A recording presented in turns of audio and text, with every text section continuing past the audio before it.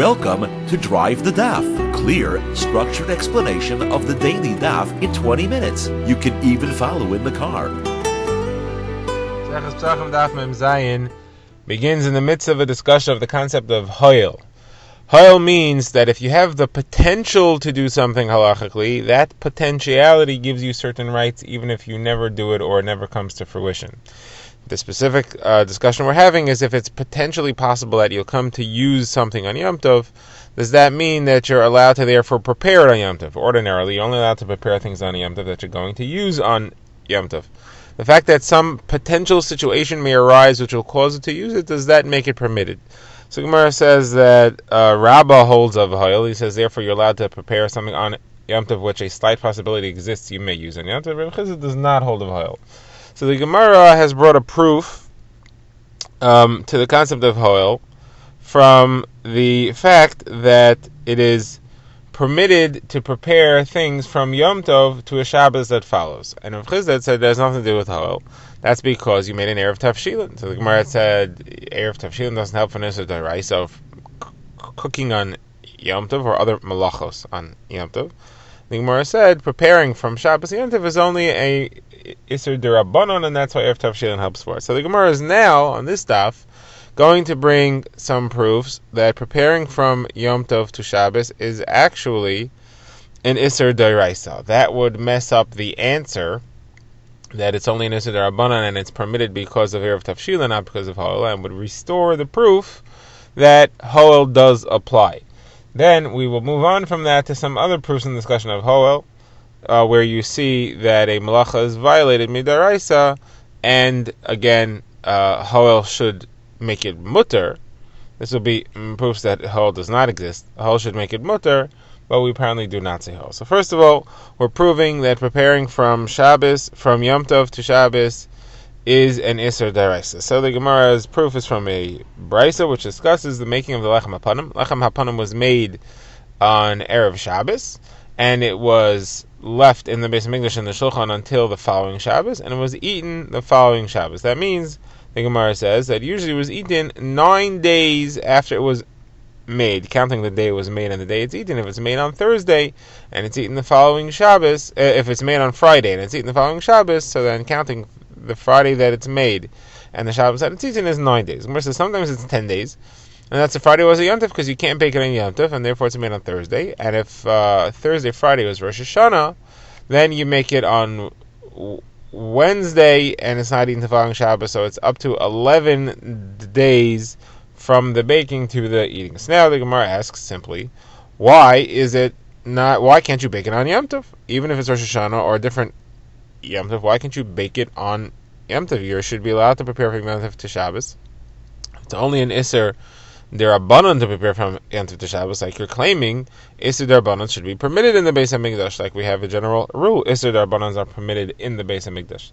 So Gemara answers, only Isser D'Rabbanans that are for immediate use are permitted in the Beis HaMikdash, and Isser D'Rabbanan that's for a week later is not permitted. We do not allow you to prepare now for a Shabbos that's going to be a week and change from now. So Gemara says, okay, but there is the opinion of Rabbi Shimon ben Hasgan, who argues with this, and he says that you are allowed to prepare Yom Tov Shabbos. If you're right that you aren't allowed to prepare from Yom Tov to Shabbos for that's a week later, so why does Rabbi Shimon ben Hasgan say that you are allowed to bake the Lechem HaPanim on Yom Tov for following Shabbos? Well, your rule, you just said that there is no heter till a week later, so how come he doesn't hold to that? So the Gemara says that's exactly what they're arguing about. The Tana of the Brisa that you brought me says that you can't prepare the Isser D'Rabbanan of preparing for Shabbos is not permitted for a Shabbos that's a week later. And Rav Shimon ben Hasgan says it is, you are allowed to prepare even for a week later, and that's why it's okay. Okay, now the Gemara asks a similar question about baking in the Beis HaMikdash on Yom Tov. But here we're not discussing the Lechem HaPanim, we're discussing the Shtei HaLechem. The special carbon brought on Shavuos had 2 loaves of bread along with it, and that had to be baked before Shavuos. And if Shabbos was Erev Yom Tov, it had to be baked even before Shabbos. So the Gemara says, now why should that be? According to what you're telling me, that baking from Yom Tov to Shabbos is permitted, you're allowed to bake on Yom Tov for something that you're planning to use on Shabbos, then certainly you're allowed to bake on Shavuos something that you're planning to use that Shavuos itself. So why in the world would you have to bake the Shtei Alechem beforehand? The Gemara therefore gives a new explanation for why you're not allowed to bake on Yom Tov in the Beis HaMikdash, and this will answer for our previous question as well. The Gemara says the pasuk that says that you're allowed to bake or cook on Yom Tov says lachem. It says Mikra Kodesh lachem kamalacha lo yisasu acha sheyachel l'chal nefesh hu levad yasa lachem. You're only allowed to do things for you. You're allowed to do malachos of baking and cooking for you. If it's for the Beis HaMikdash, for kachim, for gavola, that you're not allowed to do on Yom Tov, and therefore you're never allowed to bake on Yom Tov under any circumstances. Now, what about Rav Shimon ben Asgan, who says that you are allowed to bake on Yom Tov? What does he do with the pasuk lachem? He says that's lachem v'lei l'nacham. It's not lachem v'lei l'gavaya, it's lachem v'lei l'nacham. You're allowed to bake and cook for your own eating purposes, not to be used for goyim. Okay, that concludes this discussion of baking and cooking for the sake of Shabbos that follows. The Gemara now goes back to its machlokes about hoil, and we're going to try to find other sources to show whether or not you're allowed to bake on Yom Tov or cook on Yom Tov when there exists a possibility that you may use it on that Yom Tov, but you're not really planning to use it on that Yom Tov. You're really planning on using it later. So the Gemara's proof is going to be from, this is Rav Chizda sending a message to Rabbah with Rav Acha bar Rav Huna, so it's going to be a proof to Rav Chizda that there is no concept of oil. And that's from a Mishnah which lists 8 separate lavin, 8 separate Isurei D'Oraisa that a person could violate with one action of plowing. How you get 8 lavin? So these are the 8. The Gemara says you're plowing, a plow that's being pulled by an ox and a donkey working together. That's an Isser of Kelaim. Not allowed to plow with an ox and a donkey hitched together. Now the ox was a carbon ox, so that's a violation of using a carbon. The donkey belonged to the Beis HaMikdash, so that's Me'ila. That's your third lav. You were also plowing, and the dirt that you were turning up planted vegetables in a vineyard. So that was violating the Isser of planting vegetables in a vineyard, which is Kilayim. It also happened to be Shemitah, so that's plowing in Shemitah ground. It's also Yom Tov, so you're violating the Isser of plowing on Yom Tov. That's what we're going to focus on for our proof. And there was Tumah there, and the plower was a Kohen, so he's violating the Isser of a Kohen not becoming Tamei, and he was a Nazir, so he's violating the Isser of a Nazir not becoming Tamei. So you got 8 Isurim all at once. Rashi notes the Gemara doesn't say it was also Shabbos because that wouldn't be a lav. That would be Misas Bezdin. That's a different thing.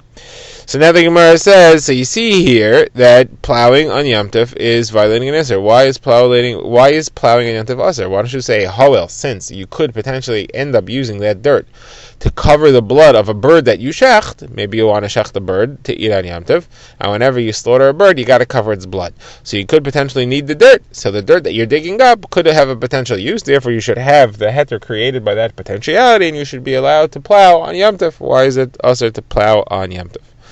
So the Gemara tries a couple of answers, a bit of a back and forth here. The Gemara says, we're talking about where you plowed up hard clumps of earth, so it's 2 big clumps, it's not sandy dirt, and therefore you can't use it for covering the blood for Kisi Adam on Yom Tov. So the Gemara says, yes, you can crush the clods. The Gemara says, crushing clods, I don't crush clods on Yom Tov. The Gemara says, sure you can.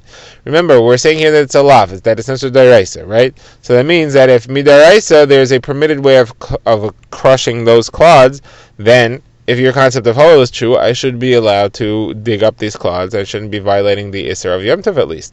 Now, D'oraisa, I can crush the clods. You know how I do with a Shinoi. You don't violate any Isser D'oraisa if you do with a Shinoi. Must be that I can't crush the clods.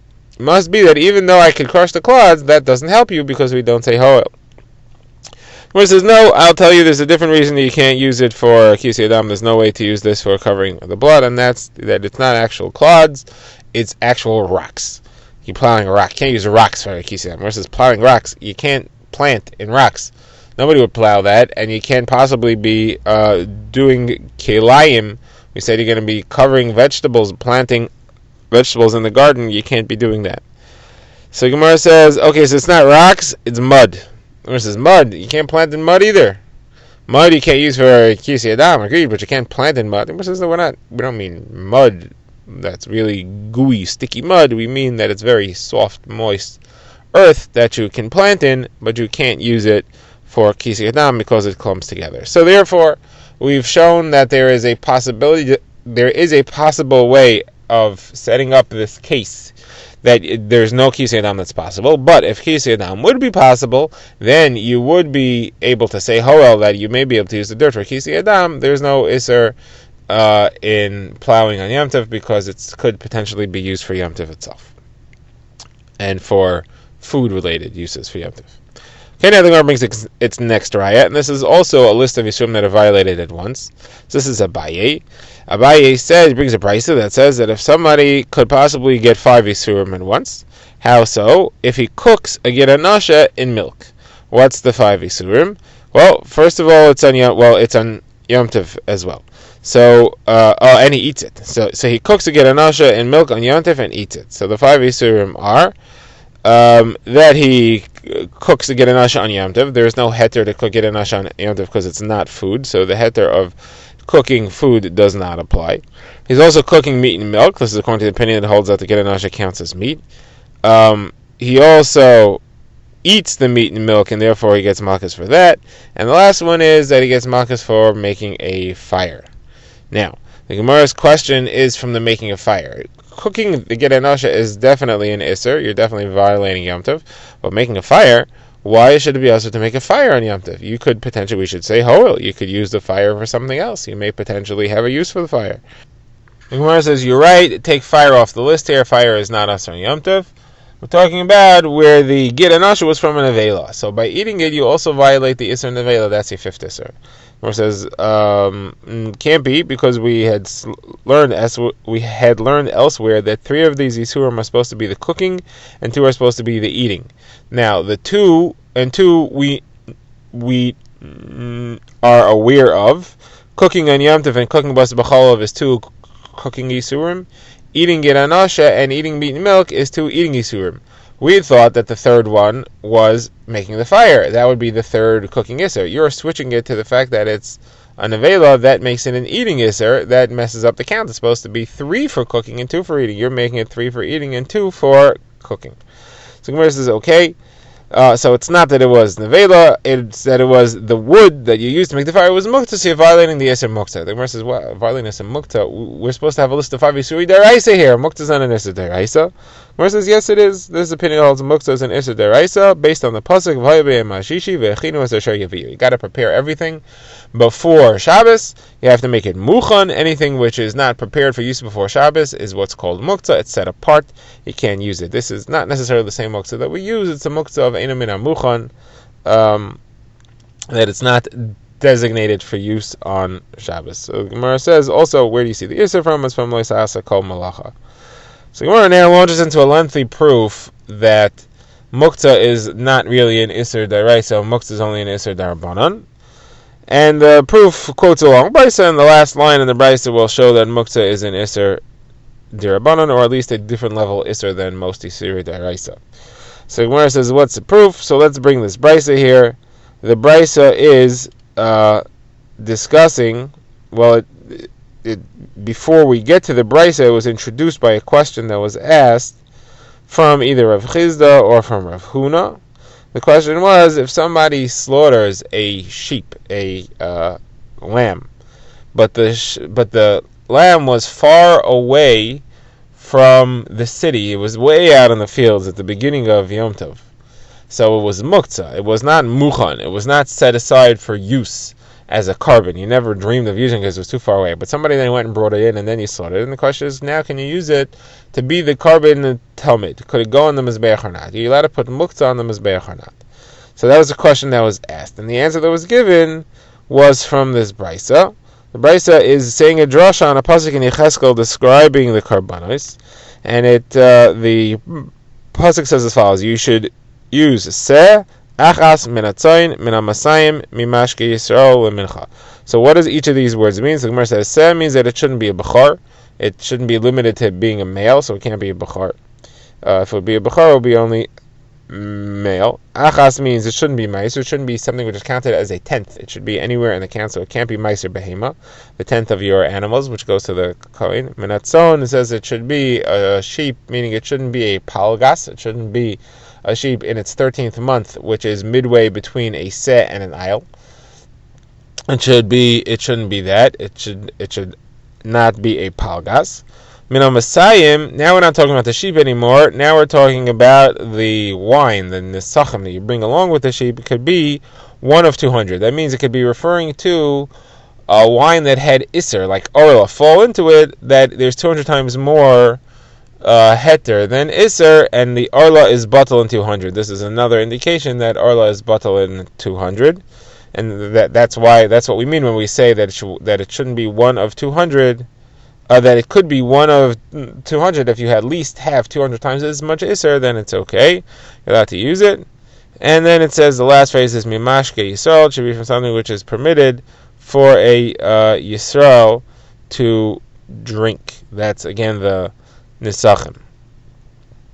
Now that means that it cannot be made from tevel, and it cannot be made because it has to be drinkable, so it can't be tevel. Now, the Brisa continues and says, you might think that it can't be muktzah. Just like it can't be tevel, it can't be muktzah. On that we say, no, it's only something like tevel, which it itself is forbidden. That you can't use as nesachim for the mizbeach. But if it is something which it itself is permitted, it has another Isser riding on it, like muktzah, which it itself is permitted, just has an Isser Shabbos riding on it, that's not forbidden from being used as nesachim. So the Gemara says, so there's your proof. That's Rav Chizda's proof to the discussion of bringing a seh, a lamb that was muktzah, was from those nesachim that you're allowed to bring it even though it's muktzah. But for our purposes, you see here that muktzah is not a regular Isser Daraisa. Because if muktzah was a regular Isser Daraisa, why would there be a difference between tevel and muktzah? It's both an innate Isser. So the Gemara says that's proof number one against you. Now the Gemara has one final proof.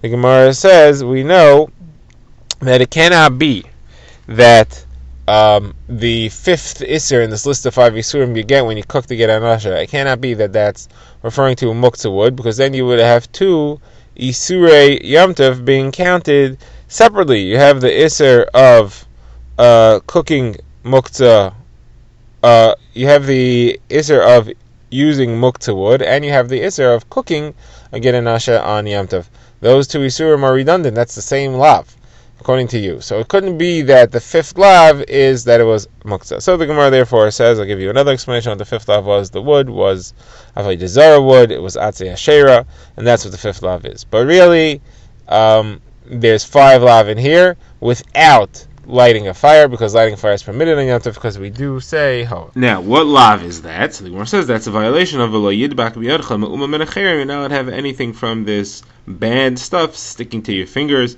which refers to avodah zarah. The Gemara says now you have a problem, because you're really violating 2 lavin. You're also violating v'lo yisavi tayeva el beisacha. You can't bring any disgusting things into your house. That means there's 2 lavin. That means that this can't be what was referred to on the list of the 5 isurim, because if it would be avodah zarah wood, then you'd be violating 6 lavin, and it only said 5. So we're back to our problem. So Gemara says, so I'll offer you another solution. It's not that it was avodah zarah wood, it was hektish wood. And by burning hektish wood, you're violating the Isser of Asherem Tisifon Be'esh Lo Yisasun Kein L'Hashem Elokeichem. You're only supposed to burn avodah zarah wood. You're not supposed to burn things which are hektish, and therefore you're violating that Isser, and that's the 5th Isser. That's what it is. And those are the 5. None of them are Havara. Havara is really permitted on you. Drive the Daf is a project of the Grand Woodlands Shul and is presented by Rabbi Yitzchak Landa. Find us on YouTube or subscribe to daily emails by emailing drivethedaf@gmail.com.